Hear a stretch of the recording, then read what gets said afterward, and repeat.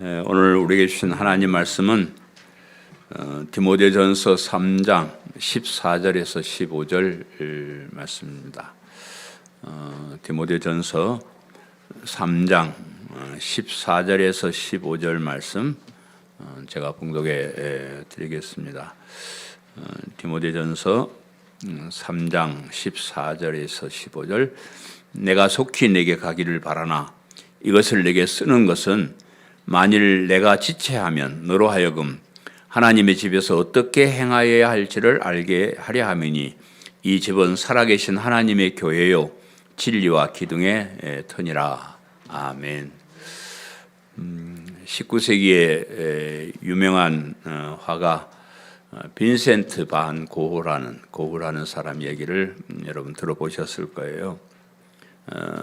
이번 그림이 20세기에 와서는 굉장히 유명한 그런 그림값도 수십억 가는 그런 아주 귀한 그림이었지만은 그가 살아있을 때는 아무도 그의 그림을 알아보지를 못했어요. 알아주지를 않았습니다. 그때까지 보아왔던 그림하고 좀 다른 그림이기 때문에 뭐 좀 이상하게 그린다. 뭐 옛날 사람들처럼 그리지 않기 때문에 뭐 그 그림을 이해를 하지 못했습니다. 그래서 이제 그림 한 점도 제대로 팔지 못하고 뭐 그 수천 점 그림을 그렸는데도 한 점도 팔지 못하고 아주 가난하게 살다가 37세의 나이로 비참한 죽음을 맞이한 그런 사람입니다. 비슷한 시기에 이분보다 한 30-40년 이제 뒤에 태어난 사람이 그 파블로 피카소라는 그런 사람이에요. 피카소 그림 제가 좀 보긴 봤는데 이 양반은 더 엉망으로 그려요. 무슨 그게 그림이야? 그림도 아닌 이제 그런 그림을 그렸는데 그런데 그 사람의 그림은 사람들이 알아봐 주는 거예요. 와, 그림의 어떤 예술성이나 뭐 그림이 하고 싶어하는 그런 말들을 알아봐 주었어요. 그래서 그가 살았을 때도 그의 그림이 굉장히 비싼 값으로 이렇게 팔려서 부귀영화를 누리면서 92세까지 잘 살았던 그런 사람이에요. 사람들이 왜 이런 차이가 있을까? 왜 똑같은 화가고 유명한 그림을 그렸는데 왜 이런 차이가 있을까를 생각을 해봐요. 이제 고흐가 피카소보다 좀 먼저 그런 그림을 그렸기 때문에 어떤 시대 차이가 있었던 건 아닌가 이제 이렇게 보기도 하고 그래서 이제 사람들에게 그의 그림을 인정을 받지 못해서 이제 그랬을 것이다. 그런 차이가 있을 것이다. 그런데 이제 어떤 사람이 말하기를 그것은 인맥의 차이다. 주변의 사람들의 어떤 차이다. 이렇게 어떤 인간관계, 인맥 관계의 차이다. 이렇게 이제 평가를 하는 사람이 있는 거예요. 피카소의 곁에는 그의 그림을 알아보고 칭찬해 주는 사람들이 많이 있었기 때문에 그렇게 하는 것이고 고흐 곁에는 그런 사람이 없었던 거예요. 그렇게 그림을 알아보고 칭찬해 주는 그런 사람이 없었는데 사실 그 고흐 곁에는 그의 천재성을 알아주는 사람이 없었습니다. 오히려 그를 정신병자로 사람들이 보기 시작을 해요. 그 같은 고시인 고갱이라는 화가가 있는데 그 친구인데도 그 사람은 고흐가 그린 그림을 비웃으며 풍자하는 그런 그림을 그리고 그랬습니다. 그래서 참 어렵게 살고 비참한 어떤 삶을 이분이 이제 네덜란드 목사님 아들이었는데 목회자가 되려다가 이제 그림을 그렸는데 목사님 됐으면 좋았을 뻔한 사람. 그렇게 이제 비참하게 뭐 자살 비슷하게 그렇게 이제 죽음을 맞이한 그런 사람입니다. 누군가가 그의 그림을 좋은 눈으로 봐주고, 그죠? 누군가가 그걸 봐줄 수 있는 그런 사람이 있고 그 의미를 알고 칭찬해주는 사람이 있었다 그러면 다른 사람들도 그렇구나 하고 근데 누가 뭐라 그러면 덩달아서 자기도 아는 체하고 그러잖아요. 누구 한 사람이라도 야 이건 대단한 그림이야 이렇게 이제 칭찬해줬으면 많은 사람들이 그의 그림을 알아보는 척하면서 어쨌든 유명해졌을 거고 그렇게 비참하게 살지 않았을 거고 행복한 삶을 살 수 있었을 거예요. 후일에 이 돈 맥클레인이라는 가수가 그 고우의 일생을 이렇게 생각하면서 빈센트라는 노래를 만들어서 불렀습니다. 옛날 사람 많이 없네. 옛날에 그 팝송을 좋아하시는 분들은 한마디 흥얼거리며 따라했을 만한 그런 귀에 익은 노래인데, 스타리 스타리 나이트 하는 좀 괜찮아요? 거기까지밖에 모릅니다. 별이 빛나는 밤에, 별이 빛나는 밤에라는 그런 그림을 보면서 이제 그의 노래를 부르는 그런 노래인데, 이제 그 중간에 이제 가사에 이런 가사가 있어요. 이제야 내가 알겠습니다. 당신이 나에게 하려고 했던 그 말. 맑은 영혼을 가지려고 얼마나 당신이 고통스러워했는지, 그것을 자유롭게 하려고 얼마나 애를 썼는지 이젠 내가 알겠습니다. 아무도 들으려고 하지 않았죠. 어떻게 듣는 줄을 사람들이 몰랐습니다.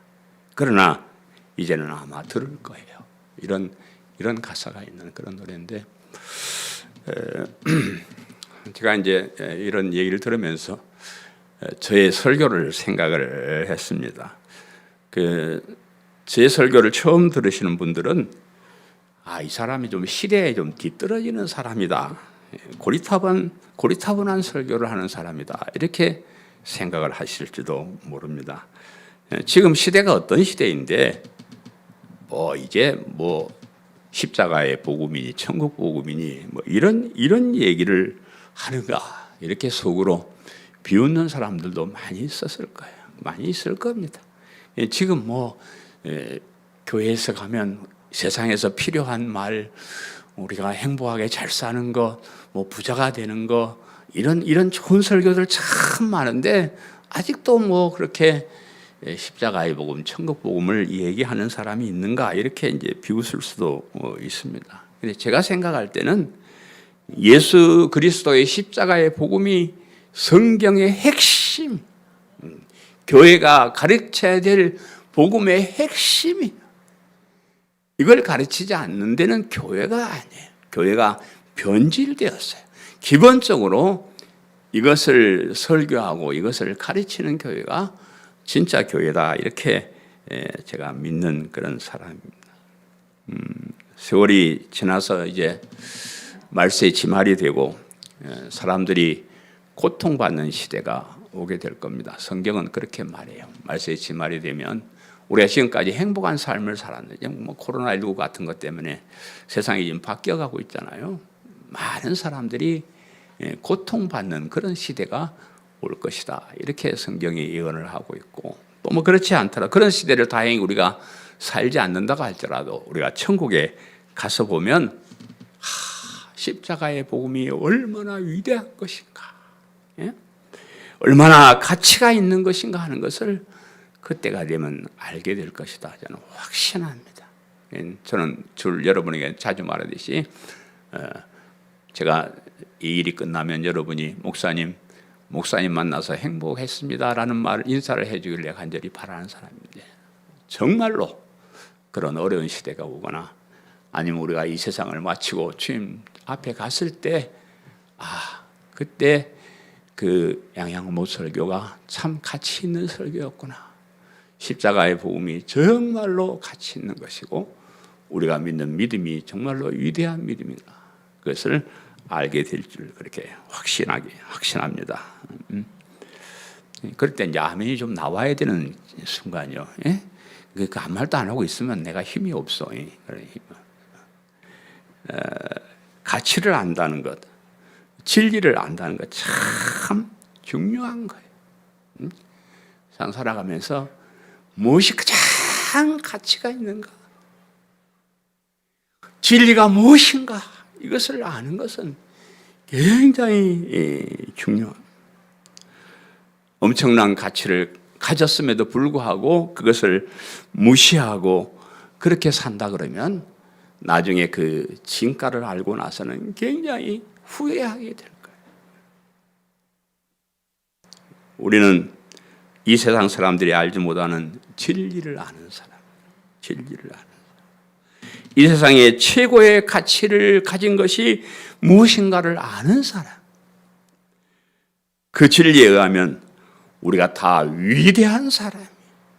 진리를 몰라서 여러분 이 땅을 그렇게 살아가지. 여러분 정말로 진리를 알면 우리가 얼마나 위대한지 그건 알게 될 겁니다. 아주 특별한 신분을 가지고 이 세상에 태어난 사람.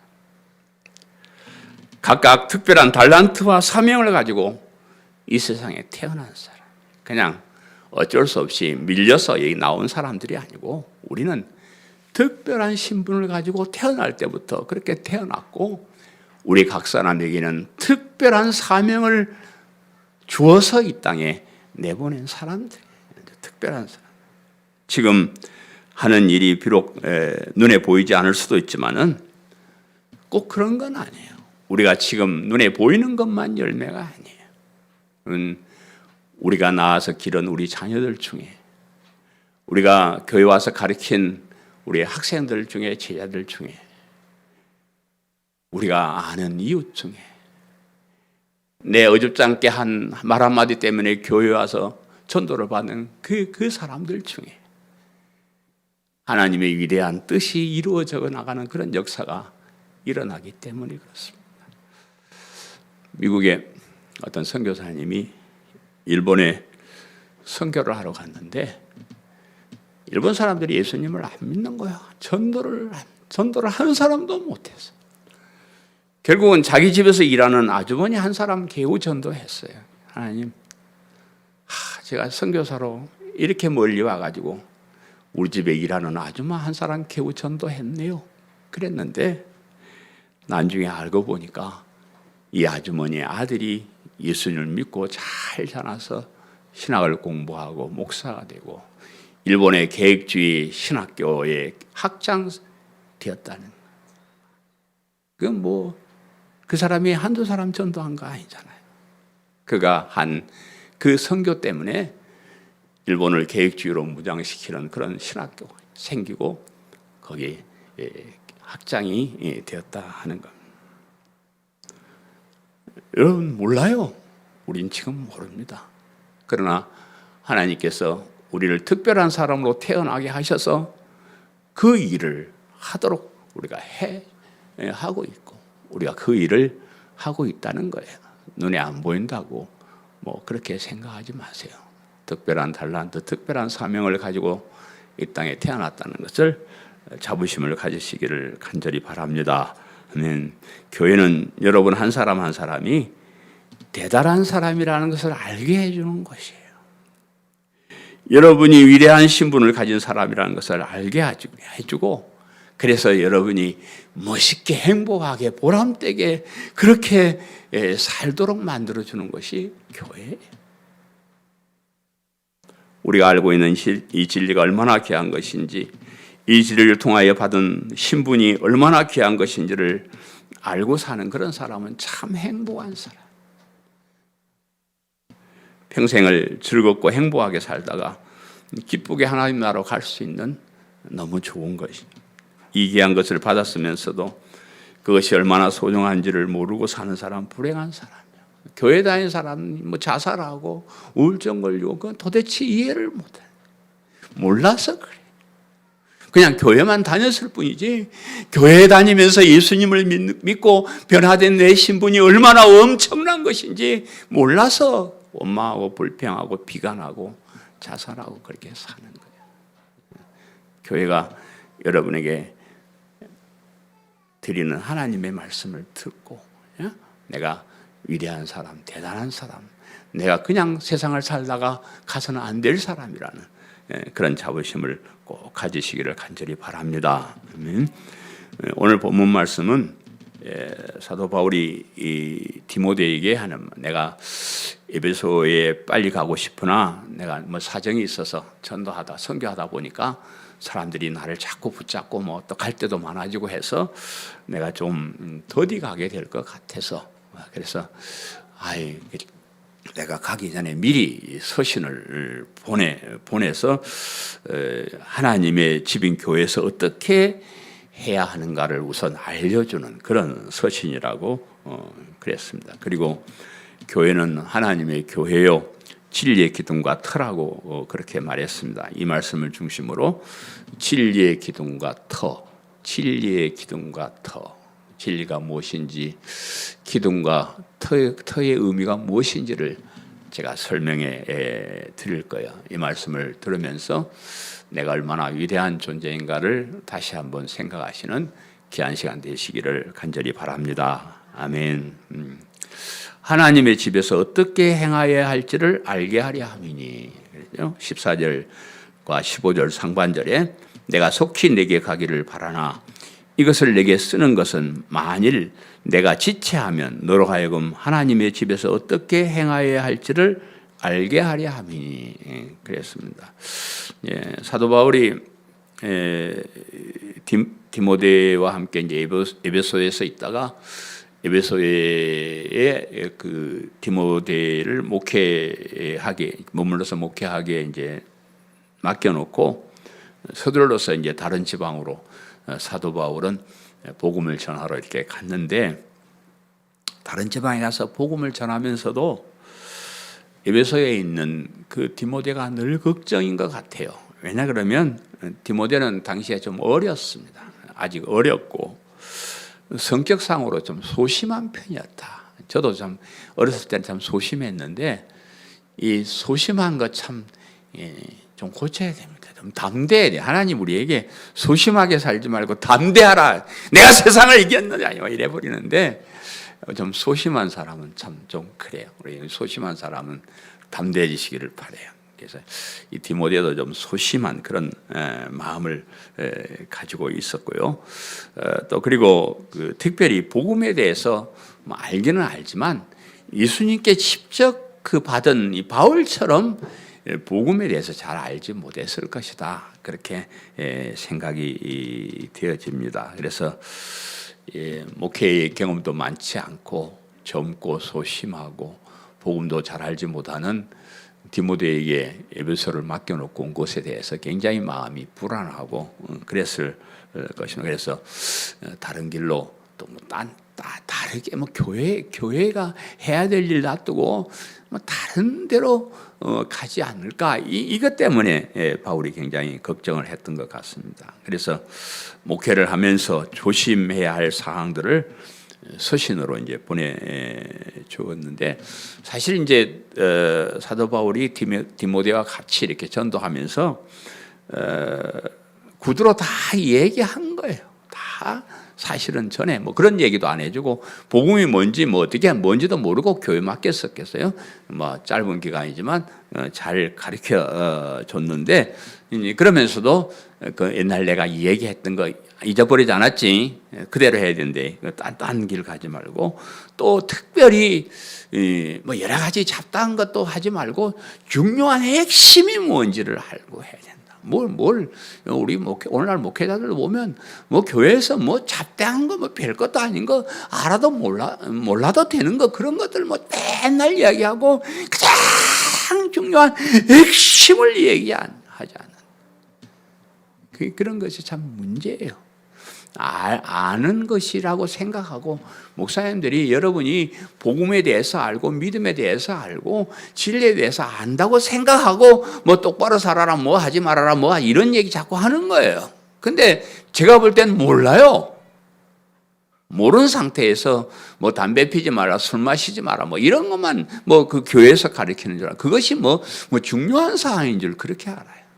근데 그런 핵심을 얘기를 해야 된다. 그래서 이제 우리 디모데 전서를 쭉 배워왔지만은 가장 중요한 것은 1장에서 말한 대로 다른 교훈, 잘못된 교훈이나 거짓 교훈을 가르치지 말고 올바른 교훈을 가르쳐야 된다. 에? 디모데야, 다른 얘기 하지 말고 올바른 교훈. 다른 사람들처럼 뭐 율법이나 가르치고 뭐 그런 거 하지 말고 진짜 올바른 교훈을 가르쳐야 되는데 그 참된 교훈, 바른 교훈은 1장 11절의 말씀대로 여기 우리 오늘 금년에 우리가 표로 정해놓은 그 말씀인데 내게 맡기신 바 복되신 하나님의 영광의 복음을 따름이니라. 이게 바른 복음의 핵심이 복되신 하나님의 영광의 복음을 따라서 그 복음에 의해서 나온 교훈이 바른 교훈이다. 목사님들이 막 성경을 가르치면서 하는데 제가 볼 때는 다른 교훈을 가르치는 사람들이 많아. 왜냐 그러면 성경의 모든 이야기를 복음에다가 집어넣어서 꺼내야 돼요. 복음의 눈으로 바라봐야 돼요. 그게 핵심인데 예수 그리스도의 십자가의 복음은 다 내버리고 뭐 창세기 가서 뭐 무슨 아브라함이 사는 얘기 뭔 얘기 그런 얘기를 그걸 얘기하면 무슨 의미나 그 말. 우리가 아브라함 시대로 돌아가 가지고 아브라함처럼 살 것이요 다윗처럼 살 것이요 그거 아무 소용없는 얘기지. 그건 몰라도 돼요. 그것을 복음에 푹 담궜을 때 거기에서 무슨 교훈이 나오느냐 그것이 진짜 교훈이요 바른 교훈. 그래서 바울이 디모데에게 너 딴소리 하지 마라. 성경 읽고 딴소리 하지 말고 그 내가 전하는 그 말이 복음을 통과한 말이냐 복음 안에 있는 말이냐 그것을 잘 구별해서 진짜 교훈을 가르쳐야 된다. 그렇게 말을 했고요. 2장에 와서는 여러분 아시는 대로 우리가 다른 사람을 위해서 기도해야 됩니다. 이런 얘기를 하고 또 교회에는 여자들이 대부분 많은데 교회 안에 있는 여자들이 어떤 품성을 가지고 살아야 될 것인지를 가르쳐 줬고요. 우리가 배우는 3장에서는 감독이나 집사, 즉 교회 봉사자 일꾼들이 어떤 자세를 가지고 해야 될 것인가 하는 것을 말씀하였습니다. 그리고 이제 그 교회의 봉사자들, 교회 감독이나 집사나 일꾼들이나 이런 사람들이 어떤 마음 자세를 가지고 일을 해야 되는가 하는 것을 오늘 본문이 얘기를 하는 거예요. 너가 일하고 있는 그 하나님의 집이 무엇인지, 교회가 무엇인지, 그 속에 있는 사람들이 누구인지 그것을 바르게 알아야 한다 하는 것이 오늘 본문의 주제입니다. 하나님의 집에서 이랬죠. 디모데가 지도하고 돌봐야 할 대상은 하나님의 집이다. 야, 너 지금 어디서 누구를 위해서 일하냐 그러면 하나님의 집에서 일하고 있다 하는 것을 상기시켜 주는 거예요. 그런데 여기 하나님의 집은 건물을 말하는 게 아니에요.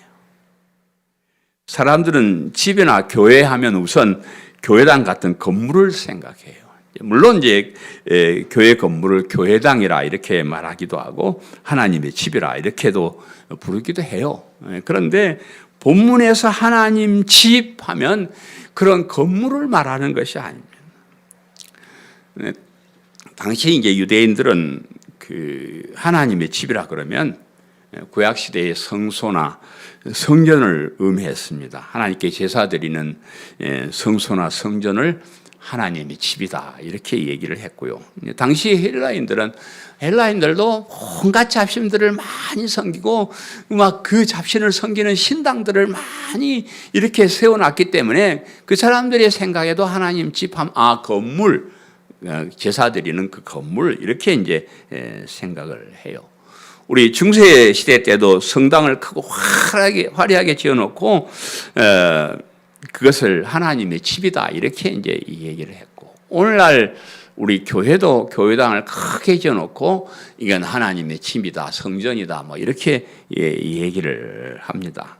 그런데 오늘 본문에서 하나님의 집은 건물을 말하는 것이 아니고 하나님의 집에서 집이라는 단어는 집으로 번역할 단어가 아니고 가정 혹은 가족으로 번역할 수 있는 단어예요. 디모데야, 너가 일하고 있는 대상, 너가 섬기고 있는 사람들은 하나님의 가족이다, 하나님의 가정이다. 이것을 얘기하는 거예요. 교회라는 말도 사람들은 그냥 교회하는 교회당 건물 얘기네. 아니에요. 이 안에 모여 있는 우리 하나님의 자녀들, 거룩한 무리들이 모인 이 모임을 교회라 그래요. 사도 바울이 디모데를 비롯한 모든 교회의 지도자나 봉사자들이 그들이 지도하고 섬기는 사람들이 어떤 사람인가 하는 것을 가르쳐 주는 거예요. 교회당을 크게 짓고 그것이 하나님의 집이라고 하면서 그런 외형적인 것을 중요하게 여기고 그 안에 있는 하나님의 백성, 하나님의 자녀들의 그들이 어떤 신분인지 모른다 그러면 그건 교회의 하나님의 집이 아니고 교회당이 아닙니다. 하나님의 관심사는 그런 외형적인 건물이 아니고 그 안에 있는 성도들, 그 안에 있는 하나님의 자녀들, 그 안에 있는 하나님의 가족들, 그 안에 있는 내 새끼들, 이것이 중요한 거예요.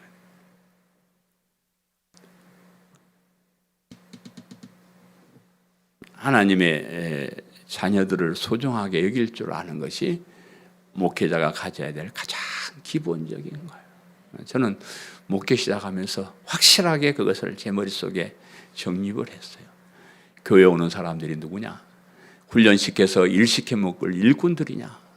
그게 아니고 하나님의 자녀들, 하나님의 가정, 하나님의 자녀들을 어떻게 당신들이 세상 사람들과 같이 앉다는 것을 가르쳐서 주 안에서 행복하고 멋있게 복되게 살게 하느냐. 이것이 목회자의 책임이라는 것을 제가 생각을 했던 그런 사람. 너로 하여금 하나님의 집에서 어떻게 행하여야 할지를 알게 함이니. 디모데에게 하나님의 집에서 어떻게 행하여야 할지를 알게 하기 위해서 이 서신을 쓴다 이렇게 얘기하는데, 옛날 사람들은 우리도 마찬가지 어떤 선입견을 가지고 있습니다. 하나님의 집이나 교회당 그러면 이런 건물을 우리가 연상하는 그런 선입견을 가지고 있고요. 그리고 어떻게 행해야 할지를 이렇게 이야기하면 교회에 다니는 사람들이 교회에 와서 어떻게 충성하고 어떻게 선한 일을 하여야 할지를 가르쳐야 된다. 이렇게 그냥 선입견을 가지고 이 말씀을 듣습니다. 물론 우리가 앞서서 살펴본 대로 교회의 성도들이나 직분자들은 우리가 하나님 말씀 따라서 어떻게 살아야 하는가가 분명히 그런 지키며 행해야 될 일이 우리에게 많이 있습니다. 성도라면 마땅히 선을 행하며 살아야 할 것이고 지도자들은 더 선한 일을 많이 하면서 살아야 됩니다. 그래서 우리 본문의 번역대로 하나님의 집인 성도들이 어떻게 선을 행하면서 어떻게 바르게 살 것인가 그런 방법을 가르쳐 줘야 된다라고 이제 우리가 생각을 할 수가 있습니다. 그런데 본문을 잘 살펴보면 오늘 본문이 그런 정도로 끝나는 그런 본문이 아닙니다. 우선 사도 바울이 디모데에게 너로 하여금 너가 교회 안에 있는 사람들을 가르치고 그 사람 성도들이 뭘 행해야 될지를 얘기하는 것이 아니고 너가 교회 지도자된 너가 하나님의 가정의 자녀들에게 어떻게 행해야 될까를 가르쳐야 된다 이렇게 말했는데, 여기 행하다라 이 말은 마땅히 필요한 것이라는 뜻이 있어요. 지금 우리가 헬라어나 히브리어에서 우리나라 말로 이렇게 번역을 하면서 어떤 그냥 우리가 가진 일반적인 개념을 가지고 번역을 할 때가 참 많은 것 같아요. 그래서 이 말을 마땅히 행해야 될 거 그러면 좋은 말이잖아요. 또 우리가 바르게 살아야 되니까 그렇게 번역을 해버렸는데, 그런데 하나님의 자녀들이 어떻게 행해야 될 것이 아니고 하나님의 자녀들에게 마땅하게 필요한 것이 무엇인지를 알게 해야 된다.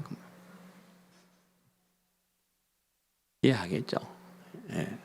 그래서 하나님의 자녀들이 교회에 와가지고 무엇을 하고 무엇을 알지 말고 이런 것을 가르쳐 주는 것도 중요하지만 더 중요한 것은 너희들이 누구인지를 가르쳐 알게 해야 된다. 그 말이에요.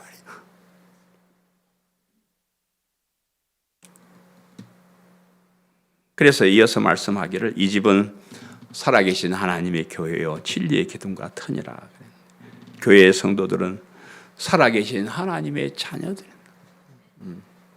살아계신 하나님의 자녀들, 하나님의 자녀들, 진리의 기둥과 터가 되는 그런 사람들이다.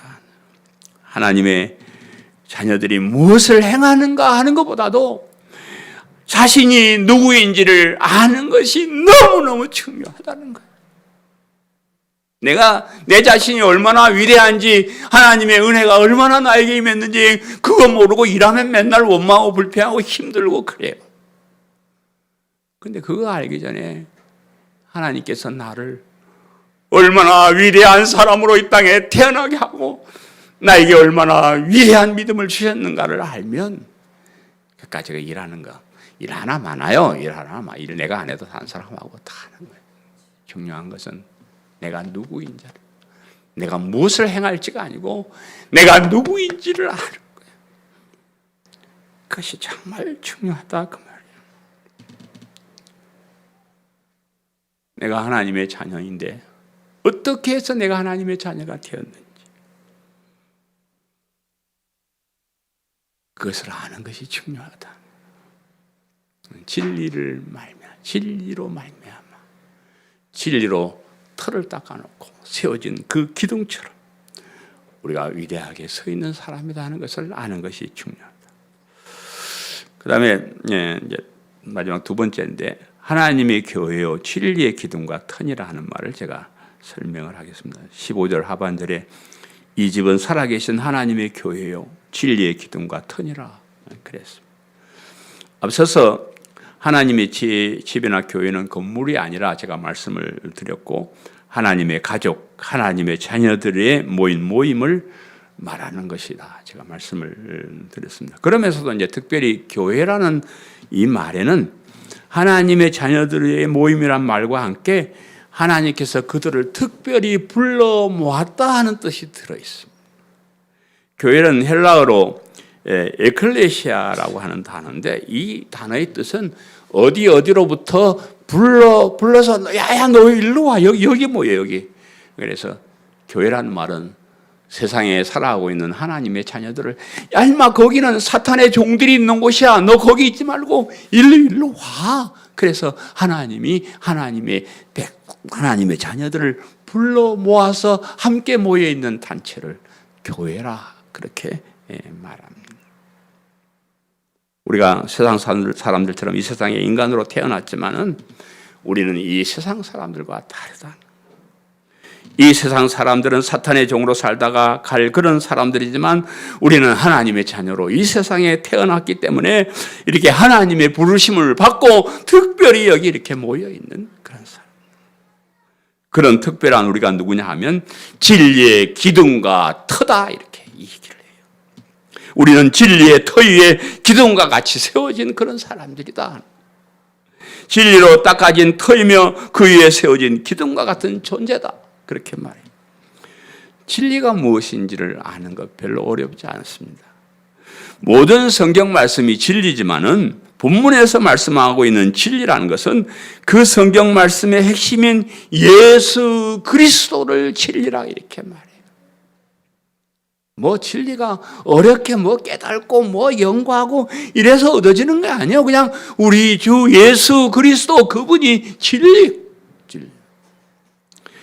우리가 잘 아는 말씀 요한복음 14장 6절에 예수님께서 이렇게 예수께서 이르실 때 내가 곧 길이요 진리요 생명이니 나로 말미암지 않고는 아버지께로 갈 자가 없느니라.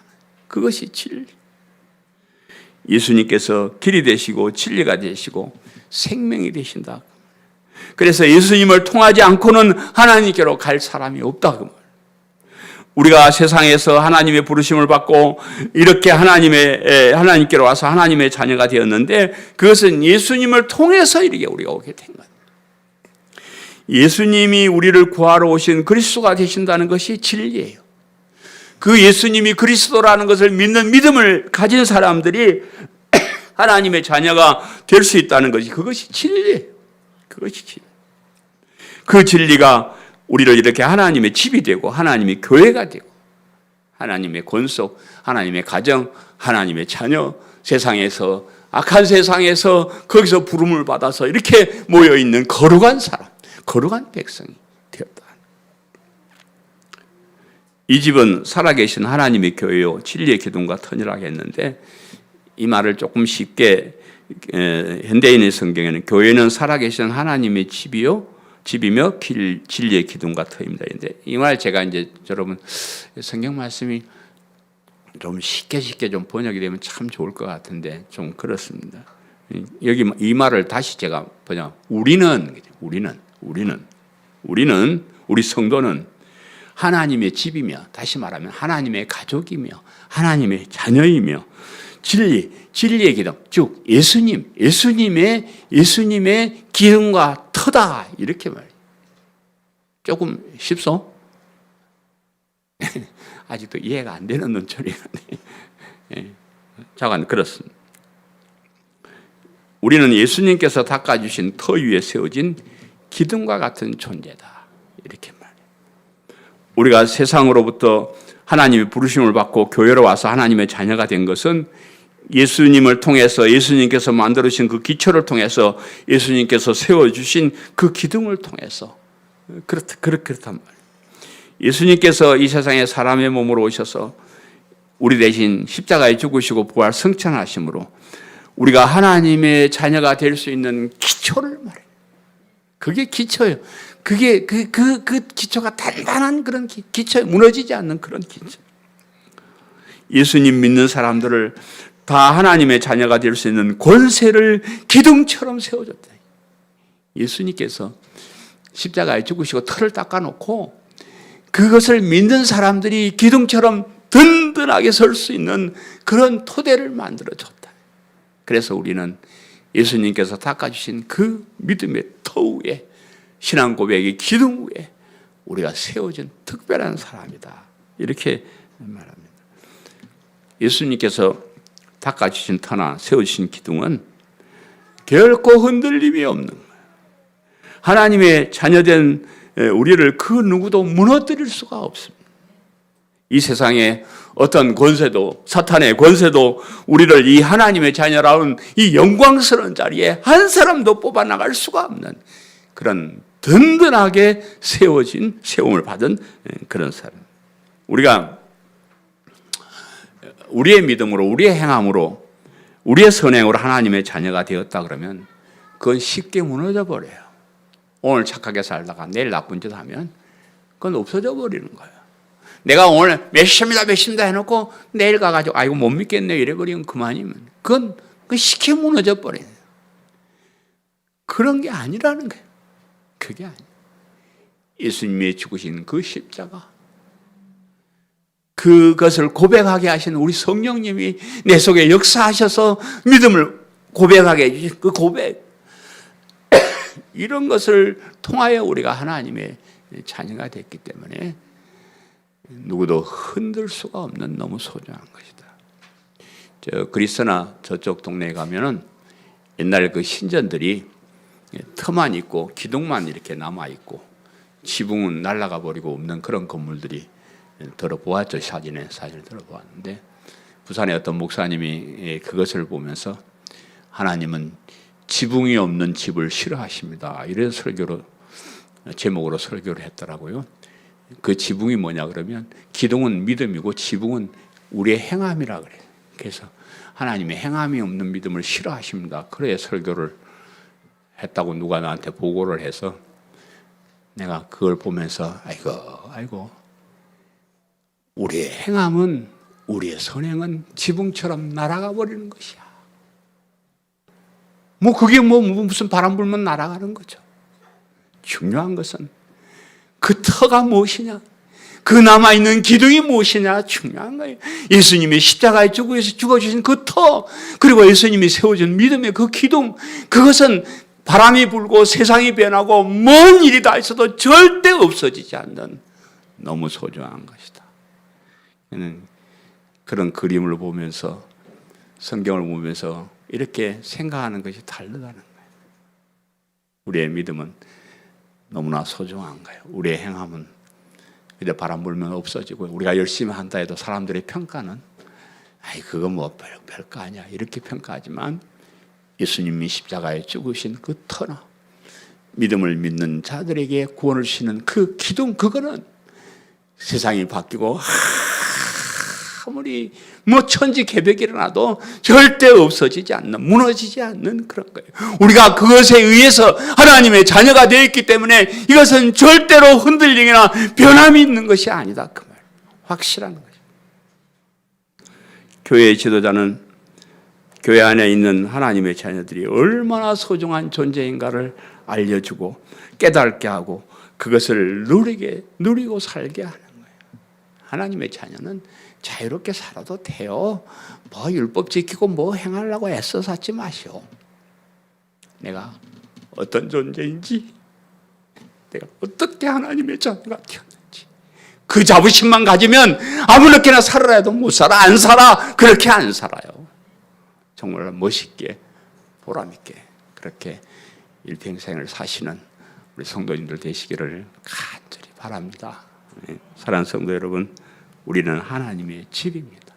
하나님의 가정에서 하나님의 자녀가 된 아주 특별한 그런 사람들입니다. 우리는 하나님의 교회입니다. 하나님께서 세상에 살고 있는, 죄악 속에 살고 있는 우리를 불러내서 거룩하게 따로 세워놓으신 하나님의 자녀들입니다. 우리는 누구도 우리를 이 귀한 신분에서 뺏어갈 사람이 없는 그런 단단한 기초와 틀을 가진 그런 사람입니다. 이 귀한 진리를 더 잘 배우고 기쁘게 행복하게 사시기를 간절히 바랍니다. 이 귀한 신분, 이 귀한 믿음을 잘 몰라서 원망하고 불평하고 덧없이 의미 없이 사는 사람이 한 사람도 없기를 간절히 바라고요. 자부심을 가지고 멋있게 그렇게 사시는 우리 성도님들 되시기를 간절히 축원합니다.